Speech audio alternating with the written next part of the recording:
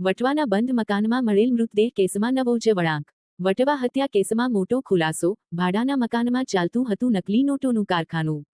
અમદાવાદના વટવા વિસ્તારમાં ભાડાના મકાનમાંથી હાથ પગ બંધાયેલી હાલતમાં મળેલા ઇમરા સિંધા હત્યા કેસમાં હવે ચોંકાવનારો ખુલાસો સામે આવ્યો છે, જેમાં માત્ર હત્યા જ નહીં પરંતુ નકલી નોટોના મોટા કૌભાંડનો પણ પર્દાફાશ થયો છે. મળતી માહિતી મુજબ ભાડાના મકાનમાં છેલ્લા 3 મહિનાથી નકલી નોટો બનાવવાનું કારખાનું ધમધમી રહ્યું હોવાનું સામે આવ્યું છે. અમદાવાદના વટવા સ્થિત સતેજ હોમ્સમાં થયેલા હત્યા કેસમાં ઝોન 8 એલસીબીની તપાસ દરમિયાન નકલી નોટોના રેકેટનો પર્દાફાશ થયો છે. મૃતક ઇમરા સિંધા પોતે જ આ સમગ્ર કૌભાંડનો માસ્ટરમાઇન્ડ હતો અને નકલી નોટોના ગુનામાં વોન્ટેડ પણ હતો.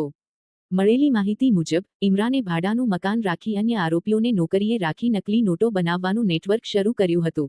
ઘટના સ્થળેથી લેઝર પ્રિન્ટર, કલર, વોટરમાર્ક અને સિક્યુરિટી થ્રેડ સહિતનો મુદ્દામાલ પણ મળી આવ્યો છે.